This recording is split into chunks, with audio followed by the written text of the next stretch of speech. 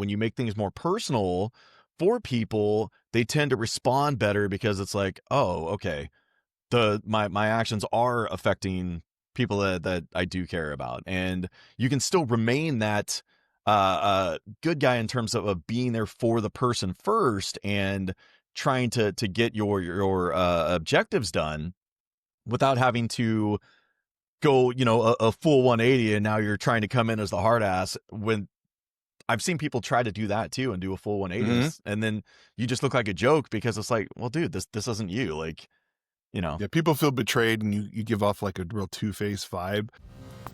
Leading ain't easy, the show that cuts through the noise and gets real about leadership. I'm Ryan Calkins, Marine Corps veteran and founder of Reframe and Rise, and I'm here with my good friend and fellow leader, Erny Epley, founder of Bus Pro Network, as we unpack the highs, lows, and hard-earned lessons of what it actually takes to lead with character in today's world. It's not another highlight reel or fluffy leadership pep talk. We're talking about the stuff most people don't, the doubt, the pressure, the people problems, the pivots, and the personal growth that it demands. Because the truth is, leadership looks good on paper, but in real life, leading ain't easy.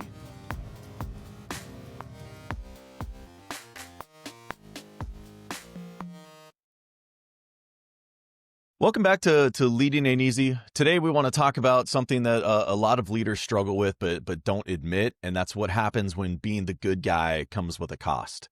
And what we mean by the good guy is the empathetic leader, the peacekeeper, the one who takes the high road even when it's a challenge and it hurts. And it's not about gender. When we mean the good guy, we just mean the person who's always trying to do right by people even when it can cost them. And it's just the person who keeps giving but starts to realize that it's wearing them down. Yeah, so if I could add to that definition just a little bit, I think also someone who doesn't want to be confrontational or isn't comfortable being confrontational. I think sometimes you could slip into the mode of, I want to be the good person here. I want to be the good guy. I don't want to have these tough conversations necessarily. And that's sort of something when this topic first came up, that was actually kind of one of my first reactions to this, is because it's very close to home. It's something that hits personal because something I went through in my career. I mean, when the good guy starts to shift into the people pleaser to where it becomes a more of a negative. No, exactly. We can get into that later on in the episode if you want to. No, I mean, do you have a situation where kind of being the good guy shifted into a people pleaser and it kind of backfired for you?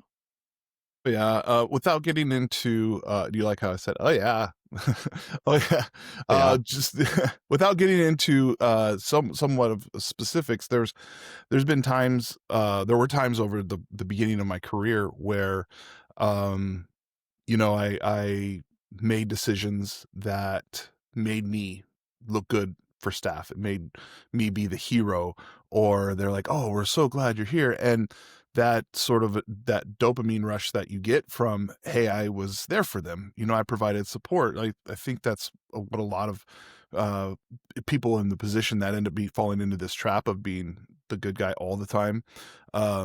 So kind of chasing that, and then also, maybe if I'm looking back at it, there was also a little bit of lack of confidence there, and wanting to always seek that thrill of being the hero, the one who, went through it. And so, to the point where there were times, again, early in my career, where I let stuff slide that I shouldn't have. I was like, you know what? That's not a big deal. If I address this right now, it's going to be uncomfortable. It's not going to be a fun conversation. And it's not that big of a deal, so I'm just going to let it go. Right. And so there was a particular case that comes to mind where that just kept building up. And pretty soon other staff members started to see that, saying, hey, this person's getting away. I'm going to use an example, being here 5 minutes late every day. Right. And no one's talking. Ernie's not doing anything. He's not talking to this person. He's not following up. And in the grand scheme of things, being 5 minutes late here and there wasn't a big deal on operationally speaking, right? But it was a big deal to staff who took the time and made the effort to get there on time. And if we were waiting on this other person, obviously I won't get into the issue why attendance and punctuality matters, but the fact of the matter is it was on me to fix it, and I didn't want to because I just wanted to be the good guy.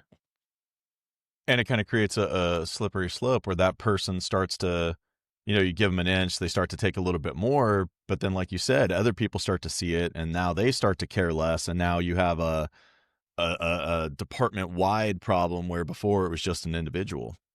Yeah, correct. What started out as something that was on its own merit good. Like, I came through and I provided support for these people, and it got me addicted to wanting to chase that, and then kind of morphed into, well, I'm not going to follow up on a tough conversation or potentially uncomfortable conversation about getting here on time and how important that is. And then it just, over the period of months, it turned into something that turned into not a potentially a very clear cut favoritism issue. Like, I was favoring that employee. So when you're kind of the good guy, and you give off that vibe and persona, how hard has it been for you to try and course correct? And then it's like, okay, well, now I have to draw a line and become this person that I'm not necessarily comfortable being, but for the sake of, my own success and sanity as a leader, but also for the good of my team, I have to shift and do this now. It's again, early on in my management career, it was, man, I don't want to do this, because I think all of us, and I certainly see it in myself, we want to be liked. It's not everyone, but most people want people to think well of them. And certainly it's a big drive inside of me. I want to be liked just as an individual. I want people to think of my name and smile. That's something just on a personal level that I do. And I certainly try and carry it into my professional life. And so in doing that, when I first got started, again, going back to, I was afraid of uncomfortable conversations. I didn't want to face this head on. And then coming into situations like the scenario I gave earlier really was an eye opener for me. Like, oh, if I want to be effective at this and I want to be good at this, I have to have these conversations and I have to do this. So it kind of didn't happen overnight, but as I got more and more into it, I started actually seeing the results of what holding people accountable in a fair way, how much easier that made my life.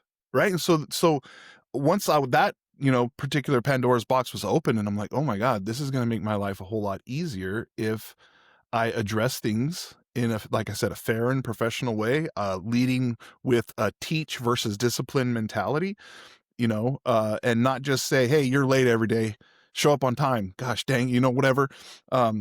Leading with the conversation like, hey, we're trying to build a real strong, solid team here. And to do that, we need everybody here on time. Your teammates suffer if you're not here. And, just kind of going into that and opening up and asking them versus say, get here on time every day, asking them, hey, can you please boost our team spirit and our team morale by getting here on time every day?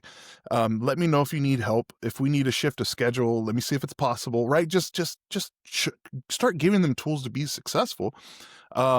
That made my life easier. And so now I'm at a point where I still don't like the uncomfortable conversations. I don't know of very many good leaders that do.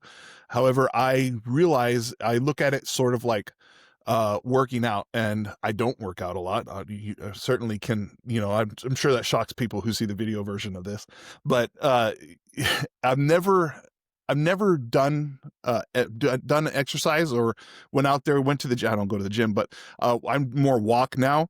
I've never finished a walk and wish I hadn't done that. Right. Getting out and getting on the road and getting out, that's the battle. That's the, man, but afterwards, it's always like, oh man, what a refreshing walk that was. My mind's cleared, my body feels good. So on the same way to kind of compare that to what we're talking about here, having uncomfortable conversations, like, God, I don't want to do this. This is going to suck. I'm going to piss her off or him off or whoever. But afterwards, especially if it goes well, and they do go well, don't kid yourself. Don't get stuck in a trap that tough conversations, all of them go to shit, because I'd actually say it's probably like 85-15 at this point in my career. Like 85% of the time, the conversation goes really well and it ends well, and there's a good result from it, and you feel better for it. But even when it doesn't go well, it's always better than you envision it happening before you go in, where it's like, people slam their stuff. They're like, F you, man, later. Yeah, But yeah. I don't know. For me, well, I don't even know if it's for me. I guess kind of part of the inspiration for this episode is I'm a Dolphins fan, as you can tell by the autographed Yeah. helmet behind me of the greatest quarterback of all time. But Second so or third, maybe fourth. 1A, no, definitely. But anyway, so watching what's happening right now with Coach McDaniel, I know a lot of people listening may not be familiar, but he is a player-friendly coach that comes in, and it's one of those people that they're calm and supportive and relatable and transparent, and you don't get a lot of that in professional sports from coaches. So it was kind of a really cool and refreshing thing to see, especially when I'm like, oh, well, that's the type of leader I am. It's cool to observe. And everybody loves, the player's coach when a Yeah. team is doing well. And his first 2 seasons, things were going really well. And it's like, oh, this guy's a genius, lock him up for the next 20 years. As soon as you hit adversity, it's those same people that suddenly it's like, oh, well, that demeanor is soft and it's unserious. Like he shouldn't be a head coach, and all these things start to come into question. And just kind of observing it and watching what was playing out for him in real time, it reminded me some of my own leadership journeys where it's, the same kind of criticism where it's like, oh, you're too soft, you need to drop the hammer. And it's like, well, no, I don't, because that's not who I am, and it's better for me long term to remain consistent. Maybe I have to alter my approach, and like you said earlier, you tighten the belt a little bit, and so it's not loose, and you're like, oh, well, I'm going to maintain this friendship or relationship at the cost of getting stuff done in my job. But it's like you said, it's making things relatable for people. And when you talk to them, it's not like, oh, do this or else. It's more, you have teammates that are relying on you. I rely on you. And when you make things more personal for people, they tend to respond better because it's like, oh, okay, my actions are affecting people that I do care about. And you can still remain that good guy in terms of being there for the person first and trying to get your objectives done without having to go, a full 180, and now you're trying to come in as the hard ass. When I've seen people try to do that too and do a full 180, Hmm. and then you just look like a joke because it's like, well, dude, this isn't you. Like,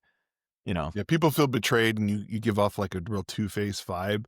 So in that, what are some of the ways or some of the tools that you've used to, um, and I don't know if you've migrated completely from, when you mentioned things like tightening the belt. What are some of the things that you've done to to to migrate from just the good guy to also, hey, I'm also your boss. I need this and I need X, Y, Z. What are some of it, those tools?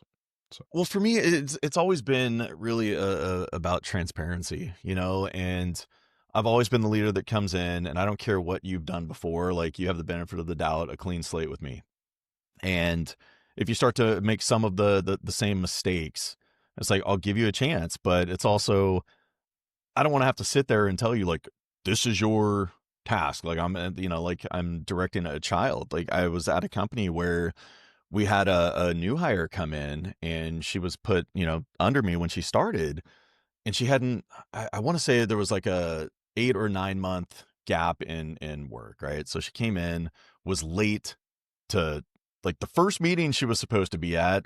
Like, we talked about it. She was late to a few other meetings, and I'm like, well, what can you do to not be late? Because obviously she's like, I know it's unacceptable. And so she took screenshots of alarm clocks that she was going to order from Amazon and send them to me. And I'm like, I appreciate that you're sharing that with me. I'm like, I just need you to correct it, because it's the same expectation we have for everybody else, and having you there and your voice and opinion is also valuable for the rest of the team, and I don't know, we had a good conversation the second time that we had to talk about it, and it never happened again. I mean, she was able to course correct, but it was never like a disciplinary thing to where I was threatening, well, you do it again, you know, you're going to get written up or whatever else. It was just, Mhm. I don't know, talking like a human to another adult where it's like, this is a, you know, professional environment and we expect you to be a professional without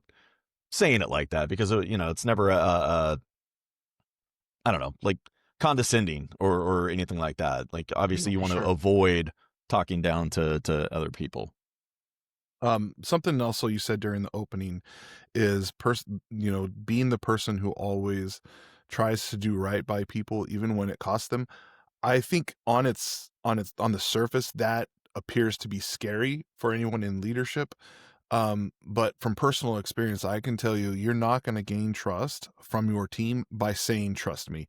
You're going to, or saying, trust me, I'm going to do this, and then doing it. And then the whole time that that was beneficial to you. You know, you're going to gain the most Hmm. amount of trust with your team when you say, trust me, I'm going to do this. And it's when it's very evident that whatever you're going to do isn't going to advantage you or advantage you in any way. Like it's just the right thing to do. I think, and it's not all situations like this are like this. Some of them are much more nuanced, but there are situations we come across as leaders where everyone in the room knows the right call to make. Everyone knows in the room knows what the right thing to do is. And the decision's in your lap, and everyone in the room knows like you can say yes or no to this, and it's not necessarily right or wrong, but we know that if you say yes to this, it's going to add more workload to yourself or inconvenience you as a person. So, you know, people that have had historically bad leadership are expecting the boss to make the decision that's easier for them. So making the right choice, even if it means more work for you, that's gonna get you a lot more trust and equity in your team versus just doing the right thing because it's convenience to me. So that's one of the things I open with whenever I've come in as management to a team, saying, hey, look, it would be very disingenuous. I know I've said this before on the podcast, but it'd be very disingenuous for me to ask you to trust me right away. All I'm asking is you to give me an opportunity to earn that trust. Right. And on the back end, it's that keeping that in my mind, saying, I'm not going to gain their trust until I make a decision or take us down a path that's not going to be super convenient to me.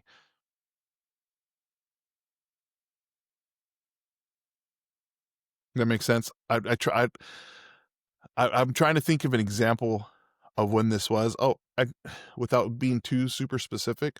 So about a couple of years back, there was some work that another department did, but it was transportation's job, right? It was my department's job to do this. Somehow along the way at this agency, the work was shifted to another department.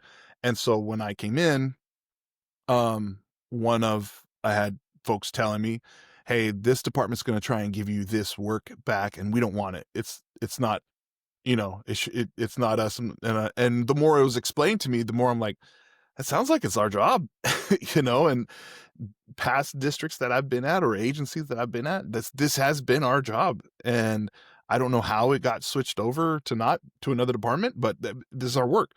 And I just remember staff being like, we're not gonna like it because we don't, we're already busy and blah, blah. And they are busy. They do have a workload, quite a bit of workload. So I was stuck in a place when I was approached by another department head saying, hey, this works was part of our department historically. It's for the last 5-10 years it has, but we really think it should be your department. And so in that moment, I was stuck with, okay, this is the right thing to do.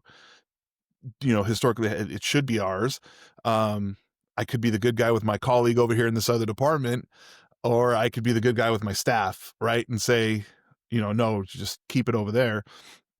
Um, so long story longer, I decided saying, you know what, hey, we're going to take that work on. We are going to do it, but I'm going to take on a bulk of it, to help it get going. Right. So, whoever is assigned this work, we'll talk about it on the back end on transportation on our side of it, but I'm going to invest a lot of my time to get it going, and then it's one of those tasks that you just really need to check in once a month. So we'll get it off the ground. I'll be there right alongside you in the first 2 or 3 months. I'll be there to help, every step of the way until it's just another piece of everything we do on the last Friday of the month, right? So so in that moment, I kind of lost a little bit of equity, if you will. Not, it wasn't anything to trust, but I also kind of built it at the same time. I think it was kind of a net even, because I actually followed through with that with my own staff, saying, hey, look, I know this isn't what we wanted as an outcome, but it is the right thing to do, and I'm going to, get it started. And I spent a significant amount of time investing in that. And what started as my own staff being kind of like a groaning, like, to, okay, yeah, he's right here in the trenches with us. We got this. He's right. It's only a once a month check in for about 2 or 3 hours, but that initial lift was pretty heavy. Right. And the first couple of months as we were getting growing pains, as, taking on this work and working our way through it, it was a little bit tough, but I was right there alongside them. And, but yeah, that's what I meant by doing things that don't necessarily convenience you, but are the right thing. Yeah. Looking at it, I know that's kind of I guess program piece where you're looking at the bigger picture of everything. Hmm. For me, I think I don't want to say struggle, but one thing that I found out in my career is I think good guys can burn out first, because you have a tendency to be more empathetic, and like you said, it can border on people pleasing, and what happens is you want to be everything to everyone and you take on their problems. So now it's like you don't just have your own work stuff that you're dealing with, it's you're trying to balance the emotional weight of everybody else and make sure that they are taken care of too. And there were a few times where I've had roles where I kind of carved out talent management, talent development elements of my roles to work on engagement and building staff up. And part of it is wanting to be able to provide them feedback and be kind of a pillar, I guess, of reliability and strength for them, and wanting to kind of be that good guy. And I don't know, maybe hero, maybe. I hate to say hero because it's not like I'm coming in to save the day, but you end up being the exhausted one that's holding everybody's baggage because they all have their individual concerns. But when you are putting yourself out there and allowing them to come to you, it's like now you have your own, but you're also trying to be everything to everyone, and it becomes very taxing, even though it's rewarding. And I've been in situations where I've put myself out like that, and then people start to come to me, and it's not just me going to them anymore looking for issues. It's now I've kind of become the hub for everybody that's experiencing problems or issues, and I was making myself that person and speaking up when other people didn't have a voice. And I think it was good in a sense that I felt like I was helping people and I was doing a good thing. And I still feel like I was doing a good thing. But I also found myself in situations where now I was fighting, and I don't mean to come off like a martyr or anything else. It was Right. more like I started to put myself in situations of defending other people or sticking up for them when I didn't need to, or it wasn't warranted, if that makes sense. It's like I felt like I was doing the right thing, but I had to learn to step back and pick and choose battles, because I can't be the voice for everybody and I can't take on the weight of everybody else's, concerns. And I had to learn and grow into a manager that put other people in the position to, grow and develop and learn how to stick up for themselves, or to push back in a tactful way and grow as, leaders themselves, versus me trying to be the one to do it for them on their behalf. And I mean, it's still something that is a growing area for me, because I do want to be there to help people as I can, but I also have to, like I said, make sure that they are developing in a way that makes them powerful and gives them their own voice, so they don't become dependent on mine, if that makes sense. Oh, it does make sense. And kind of building on that, I want to kind of give a bit of encouragement in this area, because we've always said on this podcast, and continues to be true, that we are still evolving ourselves. We're still developing as leaders. I don't know that I'll ever want to be at a place where I feel like, okay, I've leveled up to 100 and I'm done. So in that sense, I want to give encouragement out there to people that two things you got to understand, especially when talking about being the good guy, and is that there's going to be peaks and valleys to this. There's going to be, if you talk to me around the start of school, I'm burnt. I'm done from the month of middle of July to when we start the routing till middle of September, late September. Like, I'm tired. I've given a lot, just because the operation side sucks a lot out of me. But then there's times throughout other times in the year where these things start to go down. And it's the same way with your staff needing you. Like you were saying earlier, you became the go-to for the, people wanting to build emotional equity in you, and kind of take what the good that you had to offer, and you have to offer. You've done this to me personally. Um, so understanding there's also peaks and valleys there. And the really key word, as is the case for most of management, is balance. Striking that fine-tuned balance of, I can take on this as well as take on the other responsibilities within my role. And I could do both of them, and I could do both of them at a high level for many hours a day over the course of, everyone is different. For me, it's about 5 or 6 weeks, right? I know that I can burn really hard for 5 or 6 weeks. And when I'm talking about burning hard, I'm talking like 10, 12, 13, 14 hours a day, for sometimes 6 days a week, sometimes 7 days a week, right? And I know when I'm approaching 4 or 5 weeks of doing this, like, okay, it's time to back off, right? And find the balance back to where I need to recharge the batteries, because you as a leader have to understand that if you aren't at your best, you're doing yourself and doing your staff and doing your department, your agency, your company a disservice. You have to recognize that earlier, and no one can recognize that like you can.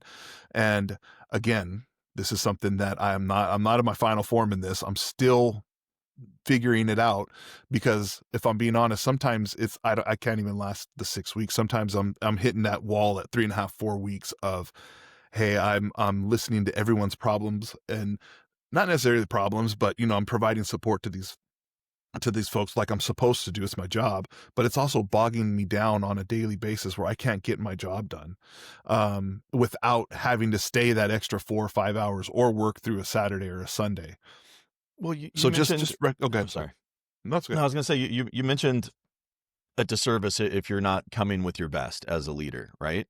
But you're human. You're not a robot. You can't bring your best all the time. So is it not more important to be a better leader in those times of struggle, that I feel makes you a better leader than when you're on it and you're bringing everything 100%, right?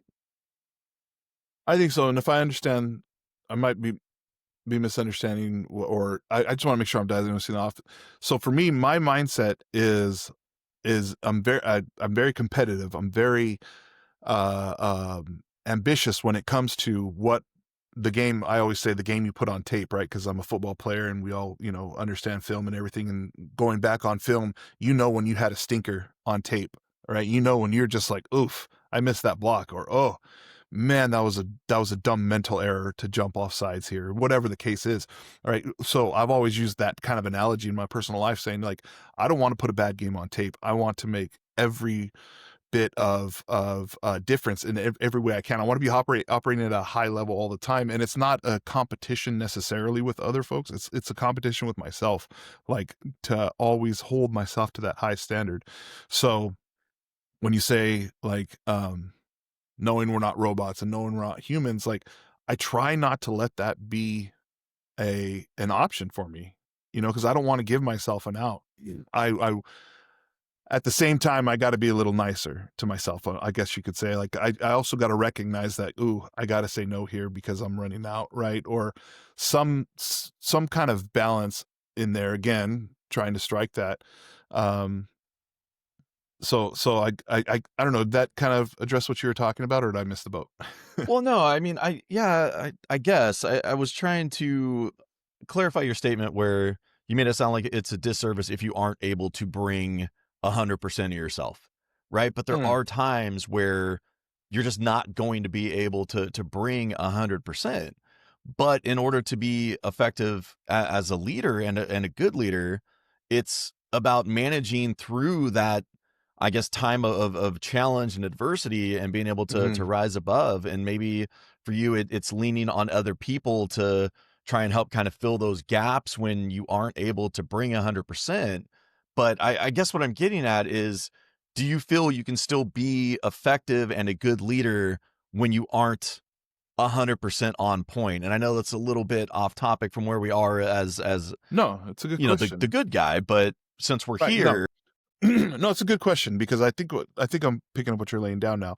Again, going back to giving myself grace and the mental, I don't know, I want to say battle, but Mhm. um journey that we take on a daily basis, myself included, is man, giving yourself an understanding that giving yourself the same advice I give my staff, because there's times that, especially during the peak times I mentioned earlier, when we're firing on all cylinders for, multiple hours a day. I get staff coming to me and, Ernie, I'm tired. Ernie, this, I might, and they come to me with the same kind of struggle that I just expressed, saying like, I hold myself to a high standard. I'm a high, I want a high volume output. Uh, I always tell them, hey, I understand, and I thank you for that. Just give me the best you got for the time you got today. If it's 8 hours, great. If it's 6 hours, if it's 4 hours, and you need a break, I need you charged, right? So tell me what you can give me. You're the only one that can answer that. And that's acceptable. So giving myself that same advice in those moments that we were talking earlier, I think that if I could amend my statement of doing a disservice, right, kind of adding the caveat to that is saying, I I gave all I could today, for 4, 6, 8, 10, whatever hours, and understanding that sometimes your best isn't always your best. Sometimes the best you gave today is what you could that's all you can give at the end of the day. Maybe, whenever I recharge the batteries a little bit or have a fresh perspective, I can give more. But also, here we go again, striking a balance between I have to be 1,000% all the time to, you know what? I gave it all I could today. And to add on to that, so you talked about being able to give that to your employees and when they come to you and they let you know. I've also been on the other end of it where I come in and I'm like, you guys, I'm having a rough day today. Like, I really need your support, blah, blah, blah. And a lot of people would look at that where, oh, well, a leader should always be on point and have this perception of being infallible, and I don't know, for me, it's always been a greater strength to be open and honest, say, I don't have it all in me today. Like, we need to get this done, but I really need to lean on you guys for support. And I mean, obviously you have to be in a position where you've built enough of a trust and foundation and you've put yourself out there for them. So it's like, okay, well, he's there for me every time I'm down or I'm struggling, that he's there now. I'm going to step up and I'm going to do what I can for him. It's not something where you can go into a new team and say, guys, like, I'm not having a good day today, and expect them to be like, oh, well, shit, we got you. But uh, I don't know. It's just one of those things where I feel like being a good leader and being a good guy is also about that kind of, transparency when you are struggling and having some vulnerability that allows people to have that opportunity to reciprocate and show you that they care about you as much as you care about them. Yeah, so building on that, um, I do want to say that I've done that, but I think where you and I might differ a little bit in our approaches. Um, I might say it to my heavy hitters that I know that I've built this trust with over the course of my time here. So it might be just, 2 or 3 people I draw in the room and say, "Hey, look, today I just don't have it today." Like you said, right? And having that conversation with them versus the entire team, or even a broader. And not that you specified whether you send out a company wide email or not, but but I think just to add to that a little bit, like I have done that before, and gotten good results. Gotten, hey, I appreciate it. Like we're here for you, and if you've truly been the good guy, they'll rally around you. It's been my experience anyway. And thanks for that clarification, because I obviously don't want to send the message that I just announce it, because there are people at Yeah. every company that are not supporters of yours. And, Mhm. not to say that you can't be vulnerable with them as well, but there are people that will try to attack that uh, uh, vulnerability, I guess, and take advantage of opportunities to discredit you. So you're right. People that you know and trust and can be open with are the people that you want to lean on first. For sure. Man, there was something else, and I'm sorry I'm doing this live.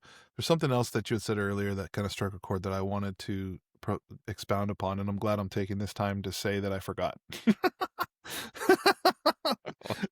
I don't mean to ruin the episode, but Hey, this is half your show. You can do what you want. yeah, hey, something you said earlier was great. I don't know what it was, but it was awesome, dude. Sabotage away. No, I'm kidding. Well, Oh, good. oh, go ahead. No. Now you want to put it back on me? Well, All right, somebody's got to go. So what makes you keep doing it anyway? Like, right, these situations that we talked about earlier, where um we run into these situations where maybe we know the outcome of this isn't going to be necessarily favorable to us, by whether that's making a choice that's impossible, like both choices are going to suck, but I think the better choice is this. um uh, how do you keep doing that and balance that, making unpopular choices, balance that with wanting to be the good guy as well? Well, I mean, as corny as it sounds, I grew up, with superheroes. I've got Captain Yep. America behind me, and it's like this, I don't know, belief to always uphold the right thing and have high character, because at the end of the day, your name is all you have. So always doing the right thing and doing right by others has always been something that just drove me. It's been a driving force. And I don't know, I going into the military and then having a lot of the principles of the Marine Corps that also kind of reinforce that belief of you know taking care of yourself and leading with a high degree of not just character, but moral character, and doing what's right, even when it's unpopular or there, could be adverse effects for you. I don't know how else to be. So my voice has gotten me into trouble when I've overextended. Yeah. Like at the end of the day, I don't regret the action. I may regret the fallout or things that maybe I could have handled things better in certain situations, but I don't regret the action of defending myself or defending others, and always striving to do what's right and not other things. No, great answer. I remembered what I was going to talk about earlier, or what I wanted to bring up. I know we talked about how finding balance between in all things, right? One of the other ways that I think we could better balance and avoid a burnout would be boundaries, right? Setting boundaries that are both respectful and that work for both parties. You got to be careful with boundaries, because I've also, like you said, you could all of a sudden want to put up boundaries, and then all of a sudden your team sees you as, hey, this was just okay a week ago. What gives? And then it could look like a two-face or like a about face situation. But I guess what I'm trying to ask is, what are some of the tools that maybe you have to where you can employ boundaries in a very respectful way, and in a way that kind of makes sense to your team? At some level, depending on who it is, you could give them $1 million and they'd be pissed that it was in the hundreds, not 20s, right? We're not talking about those staff. We're talking about staff who genuinely want to support and are sincere in their approach to their job. So I've had different, a lot of different careers and jobs and responsibilities. And anytime safety has been involved, it's a hard line in the sand. Like, Right. that's it. Yeah. Right. Yeah.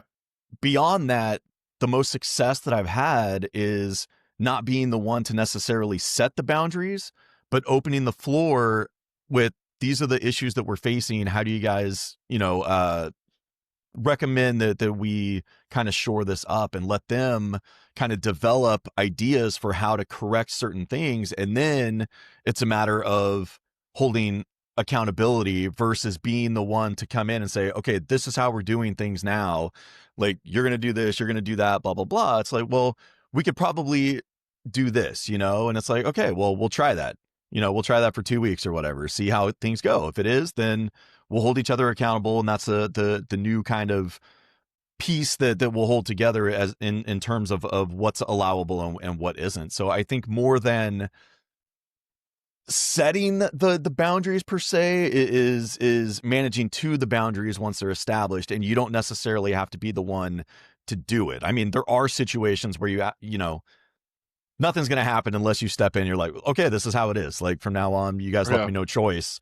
This is it. But if I have the opportunity to give the other person or the group a chance to establish the boundaries, then it's just a matter of holding them accountable, or even having themselves hold each other accountable in terms of the group.